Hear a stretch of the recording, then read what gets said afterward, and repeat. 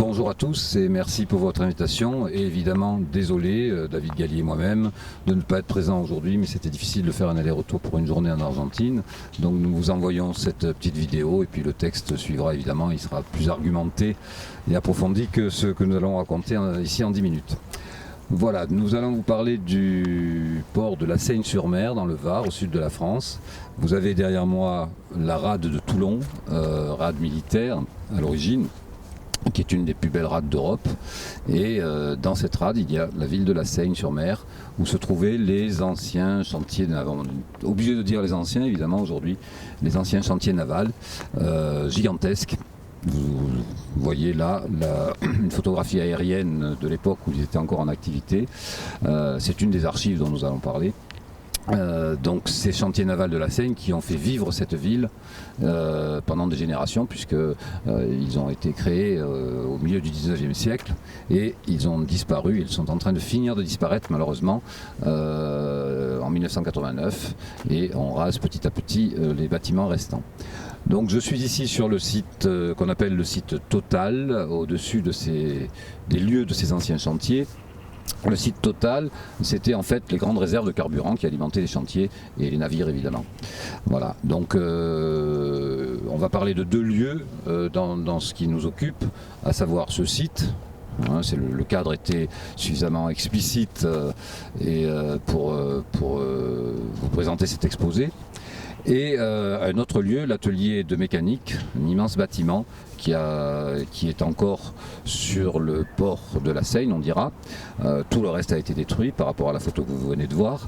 Et ce bâtiment va être lui-même détruit. On verra dans les photos qui suivent déjà le début de sa démolition et transformé évidemment en centre commercial, etc., etc.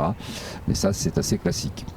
Donc un très grand nombre de sites industriels vivent ce destin dans notre monde occidental depuis déjà 50-60 ans et sont en général effacés après avoir été livrés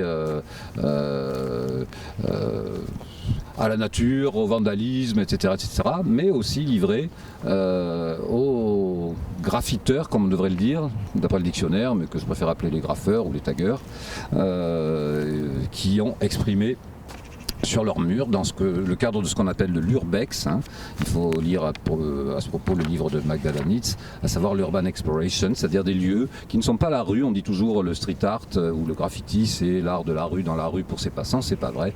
Il y a énormément de lieux comme ça qui sont en dehors de la rue et qu'on nomme urbex, dans des anciennes friches, et où s'est construite quelque part l'histoire de ce qu'on appelle aujourd'hui le street art, bien que l'expression soit un peu trop galvaudé à mes yeux, le street art, et qui est entré dans l'histoire de l'art. Et là je fais référence au concept d'artification de Nathalie Eynisch et Roberta Safiro suite à leur programme de recherche qui a duré plus de 15 ans, et de l'ouvrage qui est paru il y a quelques années. C'est-à-dire que le street art est rentré dans le domaine de l'art par ce processus d'artification. Et donc on est en train d'écrire aussi l'histoire du graffiti, du street art, et ces lieux ici, ces anciens chantiers de la Seigne, comme vous allez le voir sur les photos qui suivent, sont à la fois des lieux d'un patrimoine historique, industriel, qu'il faut évidemment conserver. C'est l'histoire d'une ville, c'est l'histoire de générations et de générations qui ont vécu de ça. Et il y a des archives, on va parler de la notion d'archive, je vais faire référence à Matteo Treleani et à son dernier ouvrage dont j'ai fait une recension pour le prochain numéro de Questions de communication. Il y a ce patrimoine d'archives, de bâtis qu'on détruit, et en même temps ce patrimoine lié au graffiti. Là ce sont les photos successives, puisque là on est dans un art éphémère. On avait quelque chose qui relevait d'un patrimoine qui paraissait presque éternel, et là on est dans le cadre d'un patrimoine éphémère, le graffiti qui s'efface petit à petit, qui est repassé ou qui est effacé par la nature, ou là y compris par la destruction des chantiers. Bien, pourquoi nous sommes-nous intéressés à cela? Eh bien tout simplement par rapport à ce que Matteo Treleani va appeler le patrimoine numérique, c'est le titre de son ouvrage, une partie du titre de son ouvrage. Le patrimoine numérique et ce qu'il nomme en plus le né patrimoine, c'est-à-dire qu'il y a un patrimoine numérique qui est né numérique, qui n'existait pas avant. Et donc là, ça nous a interpellés au niveau de notre méthodologie et des suites à donner au travail que nous faisons sur que deviendra ce patrimoine numérique ou né numérique que nous construisons à partir de ces deux pans de l'histoire de la Seine-sur-Mer, à savoir les chantiers navals et à savoir le graffiti et je dirais le muralisme, parce que ce que vous avez derrière moi, on n'est plus dans le graffiti. Il y a du graffiti, il y a les différents styles, hein, le white style, le bubble style, etc., etc. Mais il y a aussi, comme vous voyez, des animaux superbement dessinés. On est dans le cadre du muralisme dans la tradition de Diego Rivera et de ce qu'il a fait pour la révolution mexicaine en 1910. C'est-à-dire que ça remonte à loin, le muralisme. Et même avant, évidemment. Et je ne parle ici que aussi du street art, au sens où on l'entend depuis les années 60. Je ne vais pas revenir au graffiti de Pompéi et même plus ancien. On est sur l'histoire récente. Et j'ai à côté de moi, justement, un des artistes, A16, c'est son blaze, hein, qui est originaire, qui a commencé par du graffiti de base, on dira, mais il fallait commencer par là, et qui est maintenant beaucoup plus dans le registre du muralisme, à savoir des choses extrêmement construites, et en particulier il participe à des événements, y compris la fête de la science ici, ou dans des décorations de murs de collèges, etc. Donc voilà, et je le remercie d'être présent, Arnaud, et je ne vais pas m'éterniser parce qu'on n'a pas beaucoup de temps. Donc notre démarche a été évidemment d'aller consulter des énormes bases de données, mais qui sont complètement éparpillées, à la fois municipales, à la fois syndicales, à la fois dans des archives privées. Il y a évidemment, toutes les familles ayant vécu de ça ici possèdent des archives énormes privées sur des archives papier, photographiques, cartes postales, etc., etc. Vous en voyez quelques exemples dans les photos qui suivent. Et donc toutes ces archives, qu'est-ce qu'on en fait ? Comment ne pas les oublier, comment les valoriser. Alors, et puis les archives par rapport au graffiti, qui sont là, les archives souvent issues des graffeurs eux-mêmes, c'est-à-dire ce sont leurs photos, ce sont leurs vidéos éventuellement, qu'ils ont d'abord publiées sur, mais David Galli en a parlé lors d'un congrès de la Société pour l'Histoire des médias au mois de mai dernier, qui ont commencé par les diffuser via des fanzines, puis par des blogs sur internet, avec l'apparition d'internet, et puis vers les réseaux sociaux, mais là aussi c'est la spécialité de David, les réseaux sociaux, Facebook, etc., et puis Instagram, puisque Facebook est en perte de vitesse. Enfin, on est dans une logique de l'histoire des médias numériques aussi, des médias papier, les fanzines par exemple dans ce cas, et les médias numériques.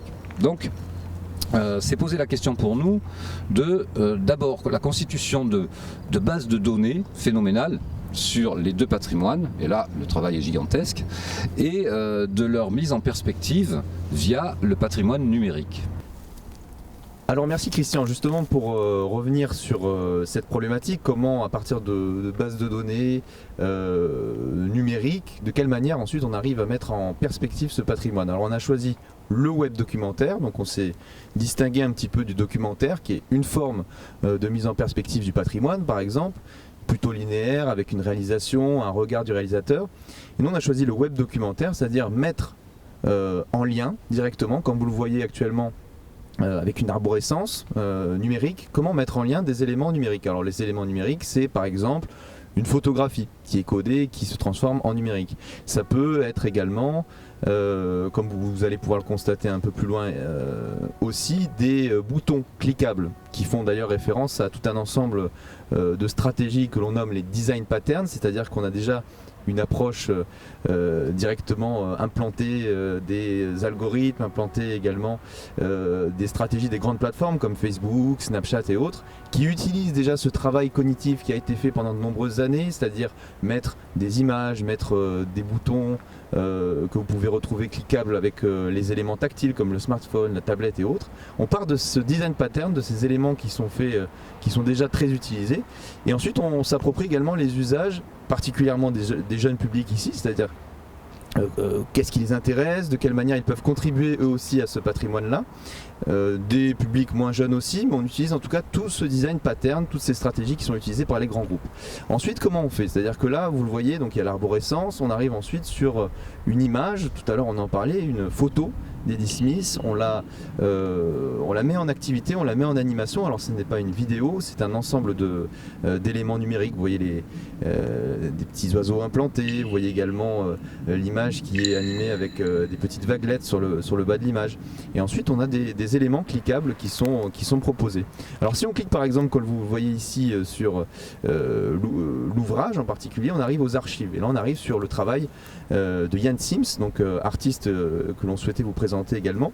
Et comme vous pouvez le constater avec ces différentes images, on passe ici de l'archive papier à une création artistique, à un patrimoine artistique et ensuite à un e-patrimoine avec cet art numérique que l'on vous propose ici, c'est-à-dire cette mise en perspective avec des éléments, c'est-à-dire que nous on fait une proposition artistique numérique et c'est ensuite à l'utilisateur lui-même de sélectionner son parcours, c'est-à-dire que là vous le voyez, à la fin de ce parcours sur Jan Sims, on peut ensuite partir sur d'autres éléments. On peut aller par exemple prendre de la hauteur, on peut aller voir une autre artiste comme Paul Javouret qui est ici, qui elle aussi est une artiste qui met en perspective là aussi donc les chantiers navals, les anciens chantiers navals. Et là par exemple on a un bâti industriel qui s'efface, qui se transforme en art, là aussi en patrimoine artistique, et nous on propose ensuite une nouvelle fois le e-patrimoine avec cette approche de l'art numérique et surtout de cette arborescence qui est ensuite accessible à tous, c'est-à-dire que chacun peut lui aussi proposer du contenu, le mettre directement dans la base de données. Et c'est ensuite les éléments de la base de données qui sont à mettre en perspective numérique. Et donc sur ce travail d'archive papier qui est proposé par l'artiste Jan Sims, vous découvrez ce schéma avec cette évolution entre l'œuvre d'art, l'œuvre numérique et une nouvelle fois donc ce patrimoine artistique qui se dirige ensuite vers l'e-patrimoine et qui est une des formes de la patrimonialisation et de l'e-patrimonialisation tel qu'on en parle tout à l'heure. Et on le découvre également sur ce deuxième schéma que nous vous proposons et que vous découvrez également dans le texte un peu plus long, où là on passe donc du patrimoine bâti et en cours de construction, d'abord avec les photographies d'Eddie Smith, que vous découvrez d'ailleurs en accueil de ce web documentaire, mais qui ensuite sont reprises et réinterprétées par les peintures. Donc là on est sur des toiles directement de l'artiste Paul Javouret, qui est ici également une artiste locale. Ces travaux-là, qui sont des travaux artistiques, se dirige ensuite vers une nouvelle œuvre, nouvelle réinterprétation de ce travail en œuvre numérique. C'est-à-dire que là, on est dans un dépassement des archives telles qu'on peut le voir ici, archives papier, on l'a vu, archives qui deviennent artistiques pour le coup, des œuvres artistiques, mais là on passe sur une archive numérique, réinterprétée, mise en perspective avec la création d'une œuvre numérique, comme le disait Christian, qui se diffère là des bases de données et surtout qui permet un aspect ludique de l'approche numérique et surtout du dispositif numérique qui est proposé ici. Oui, pour conclure, c'est une conclusion et en même temps c'est une ouverture sur un monde de recherche et de développement, puisqu'on est dans le développement du numérique ici. Je dirais qu'on est là devant deux histoires humaines et leur concrétisation artistique, et qu'il faut écrire pour les faire entrer dans un nouveau patrimoine numérique, en l'occurrence, mais en tenant compte des formes antérieures de sa circulation. Des témoignages recueillis sur le terrain, évidemment, des acteurs, et justement, comme le montrent les photographies que vous avez pu voir précédemment, de l'imbrication entre le terrain industriel et son histoire remontant à près de 2 siècles, et le graffiti et le street art contemporain et leur histoire remontant aux années 60. Car en fin de compte, la seconde histoire s'est installée dans les lieux de la première, a continué à faire vivre ces lieux, et il nous reste à écrire comment illustrer l'une sans le faire pour l'autre, ce serait insuffisant. Donc on est obligé d'imbriquer nous aussi ce que nous faisons par rapport à ces deux histoires. Parce que c'est une histoire d'une humanité locale qui a vécu de ces lieux, qui les a investis, qui les a rentabilisés, qui les a ensuite transformés grâce au graffiti. on s'est inscrit aussi d'une certaine façon dans la philosophie de cette citation. Alors je vous donne la citation, après j'aurais envie de vous dire, si j'étais présent devant vous, dites-moi qui a pu l'écrire et à quelle date. La voici. Par expérience, je crois pouvoir affirmer que ce qui, dans le monde actuel, continue à attirer le regard des hommes sur ce qui est plus élevé, c'est en premier lieu l'art, et que c'est lui qui les entraîne tout d'abord au cœur des choses. Bien, donc, constituer un web documentaire, par exemple, il faut que ce soit une œuvre d'art qui attire le regard. Et c'est ça le défi aussi des nouveaux médias par rapport à tout ce patrimoine que nous inventorions actuellement. Le défi des nouveaux médias, c'est de finalement d'en faire une autre œuvre d'art, ce qu'a fait Yann Sim, ce qu'a fait Paul Javouret, ce que fait Eddie Smith, mais ce que nous essayons de faire via ce web documentaire pour attirer le regard. Maintenant, je vous donne la réponse. Cette citation, elle date du 15 juillet 1815, elle n'a jamais que 2 siècles. Et elle est due à Carl Wilhelm Ferdinand Solger, philosophe, qui écrivait à son ami Johann Ludwig Tieck, poète. Et elle a été reproduite, on l'a connue, grâce à Hegel, qui a édité leur correspondance. Et Hegel, certains font remonter le concept de la mort de l'art, hein, dont on entend parler depuis les années 50, le font remonter à Hegel. Voilà. Et donc les nouvelles technologies de l'information et de la communication, les NTIC, et la facilité qu'elles offrent pour cette double mise en perspective dans des réalisations à la fois interactives et artistiques, comme peuvent l'être des web documentaires ou des œuvres numériques. Hein. David en a réalisé une appelée Déchirure l'année dernière, sont donc aujourd'hui un outil incontournable pour une e-patrimonialisation, j'emprunte le mot à Matteo Treleani, conjointe des deux patrimoines. Elles permettent en outre de participer à l'histoire d'un port, celui de la Seine-sur-Mer, et c'est l'objet de cette journée avec vous, sans vous malheureusement, en l'occurrence donc la Seine-sur-Mer, dont ces deux patrimoines croisés font grandement, par essence pourrons-nous dire, partie. Merci.